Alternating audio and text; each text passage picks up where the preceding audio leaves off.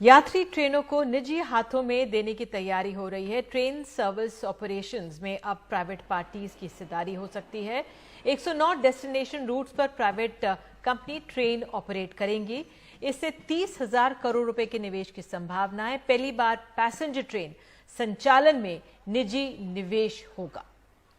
आपको बताएं कि ये जो प्राइवेट ट्रेन होंगी कम से कम 16 कोच की होंगी। इनकी अधिकतम रफ्तार भी तय कर दी गई है। 160 किलोमीटर से अधिक प्रति घंटे की रफ्तार से नहीं चल पाएंगी। ये जो पूरी परियोजना है इसको 35 सालों के लिए रखा गया है और इसमें चार्जेस जो हैं, जो शुल्क होगा वो खपत के हिसाब से निजी कंपनियों को देना होगा। लेकिन महत्वपूर्ण बात यह है कि सभी ट्रेनों में संचालन जो होगा वो भारतीय रेलवे के ड्राइवर और गार्ड्स ही करेंगे।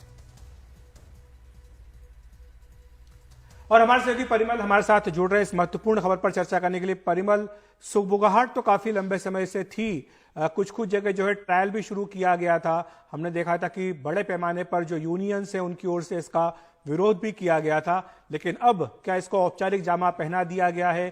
क्या यह फैसला हो गया है कि भारत में अब जल्दी ही प्राइवेट ट्रेन भी चलने लगेंगी? अभी तक हम देखते आए थे कि रेलवे की मोनोपोली थी, उसके बावजूद भी परिचालन में उनका इतना खर्च होता था कि प्रॉफिट कम ही निकल पाता था। तो अब ये जो निजी हाथों में देने जा रहे हैं, क्या इससे अपना प्रॉफिट वसूलना चाहते हैं या फिर उनको प्रॉफिट मिल भी पाएगा?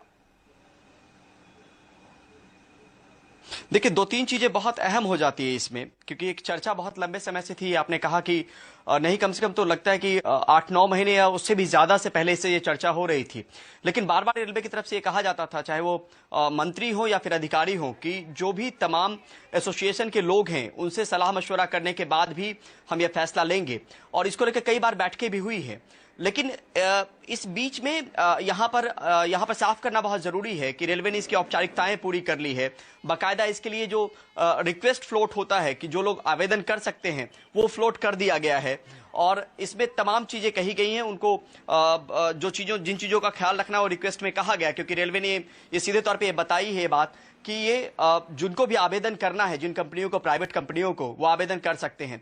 लेकिन यहां पर ये एक बात और बहुत अहम हो जाता है कि कुछ दिन पहले हमने देखा कि कोविड को लेकर जिस तरीके से जो कटौती की गई थी हर जोन में, हर जगह पे जहां जहां समारोह और बाकी चीजें हो रही थी, वो भी खबर हमने दिखाई थी कि कैसे रेलवे को भारी नुकसान हुआ है पिछले साल की तुलना में इस बार। और उसकी नुकसान की भरपाई के लिए जो फिजूल खर्ची हो रही थी, इवन की लैपटॉप, कंप्यूटर, फर्नीचर, इन तमाम चीजों को लेके एक निर्देश दिया गया था फाइनेंशियल कमिश्नर की तरफ से, रेलवे के फाइनेंशियल कमिश्नर की तरफ से तमाम जोन के जो आला अधिकारी होते हैं उनको, कि आप जहां जहां पे इन सब चीजों की कटौती करें। तो उस परिप्रेक्ष्य में भी इसको देखा जा सकता है कि जिस तरीके से इस बीच में रेलवे ऑपरेट नहीं कर पा रही थी, रेलवे का संचालन नहीं हो पा रहा था ट्रेनों को लेकर, तो घाटे में चल रही थी रेलवे।